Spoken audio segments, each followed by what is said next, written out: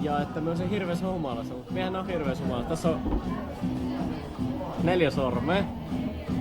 Ja mulla on kahvi ja jäävesi. Onks tällä edes jäitä? Ei. Se oli jäävesi. Siis oikeesti mie en oo humalassa. Uskotteko te? Uskoo kukaan täällä? No mitäs sä kans oot juonut? 7 olutta ja pullo valkoviini. Ja kahvia. Kahvia etenkin. Ja kerran nyt vielä se puhelimella suuhun laittamista sana. Mitä mie lupasin kertoa? Sä tossa noin hetki sitten totesit, että sä et siinä kunnossa, että kaveri vois kuvata ja laittaa sun suuhun sanat. Niin, eli kaveri ei voi kuvata ja laittaa minun suuhun sanoja. Hetkinen, se teki just sen. Paska. Ei, mut sillä tavalla ei voi laittaa minun suuhun sanoja. Ei vittu, tää on perse. Jatka nyt. Ota se Siis sillä tavalla minun suuhun ei voi laittaa sanoja. Ei me pysty jatkamaan sitä. Kyllä sulla nyt joku ajatus sun taustalla.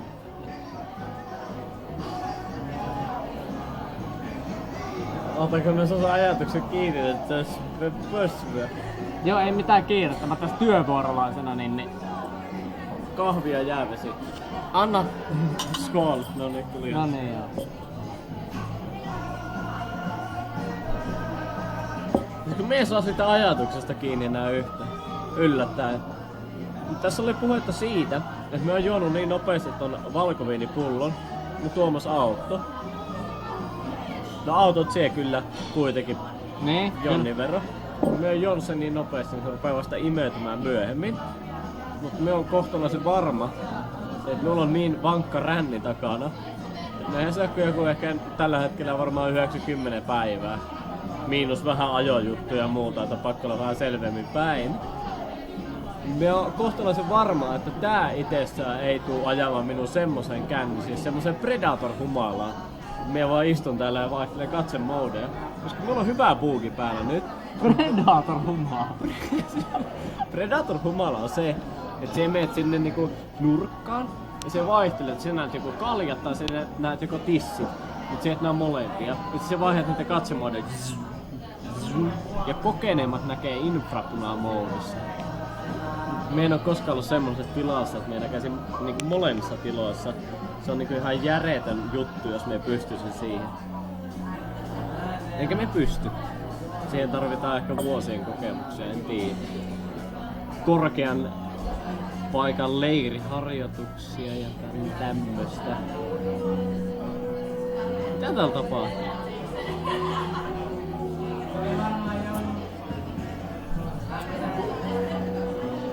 Punainen valo vetää minun puolensa kuin kärpästä.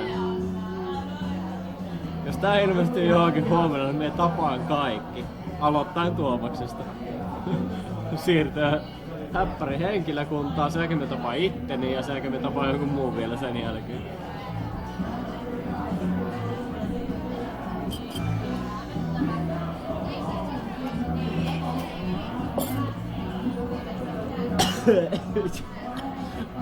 Olipas vahvaa kahvia.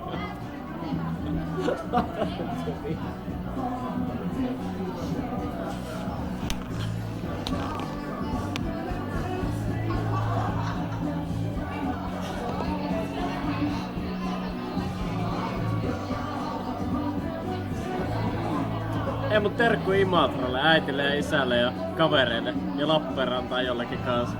Te ootte varmasti harvinaisen ylpeitä meikistä. Ootte. Kyllä me tiedän. Ainakin mun veli on ylpeä, jos ei kukaan muu. No itse asiassa sekään ei oo. Laita vittu se video ennen kuin me lyö jotain. Mahdollisesti sivuun.